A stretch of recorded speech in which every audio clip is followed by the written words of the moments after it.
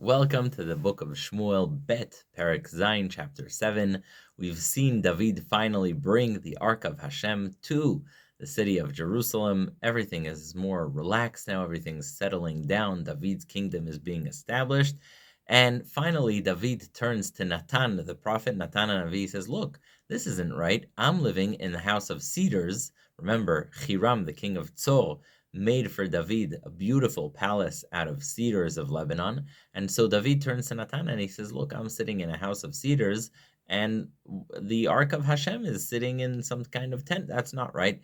I would like to build a house for Hashem. And first Natan says, oh, great. Yeah, that sounds like a good idea. But then Natan, the prophet, goes to sleep.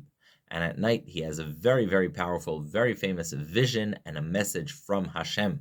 Hashem shows up to Natan's dream, and he says the following. He says, I have watched over the Jewish people from the moment I took them out of Egypt to this day, and never have I told them, build a permanent house. I did say build a Mishkan, which was a temporary dwelling that went from place to place, but never have I said, oh, make for me a house of Hashem.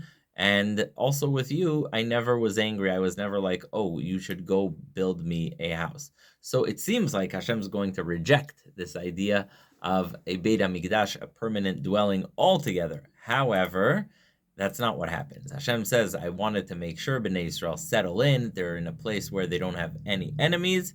And here's the story. You will not build the house, but rather your son is going to be, after you die, your son is going to be king, and he will build a house for me. Now, it's worth noting a pasuk actually in Divrei Hayamim, when David speaks to his son Shlomo and he's about to die, he says that part of the message of why he shouldn't build the Beit HaMikdash, very famous words, is that Hashem told him, Dam larov shafachta, you have spilled a lot of blood. Umilchamot gdolot asita, you have made some great big wars. Lo tivne bait lishmi, you will not build a house for me. Ki damim rabim shafachta, because you spilled a lot of blood. Shafachta aretz lefanai. So that's the more well-known pasuk, but it's actually in Divrei Hayamim, Bet, where Hashem says to David, listen, the reason you're not going to build a mikdash is because your hands are filled with blood. You've engaged in too many wars, and that's why you can't build a Beit HaMikdash. However, what it says here is that Hashem tells Natan, look, I've never asked for a permanent house, and also I want to make sure that Bnei Israel settle down in a peaceful way, that they don't have any enemies, and only once they're established and your son is going to be king, only then will there be a Beit HaMikdash, and I will not abandon your son. I will keep your son as king. I will not do to him what I've done to Shaul, but rather he and his offspring will remain my chosen ones. Even if he sins, I'm gonna punish him, but still the offspring of you, King David, and your son Shlomo, well, he doesn't name him, but your son, that's gonna be who's gonna build the Beit HaMikdash. So in the morning, the prophet Natan gives the message to David, and David engages in a very long and heartfelt prayer to Hashem. He says, look, I know I came from nowhere. I know that I don't deserve this. I know you are the greatest God, and that there's nothing like you, and there's nothing like your people, Bnei Israel, and you have chosen us as your people, and you will be our God. And indeed, I will listen to what you said, whereas I am not going to build a house for you.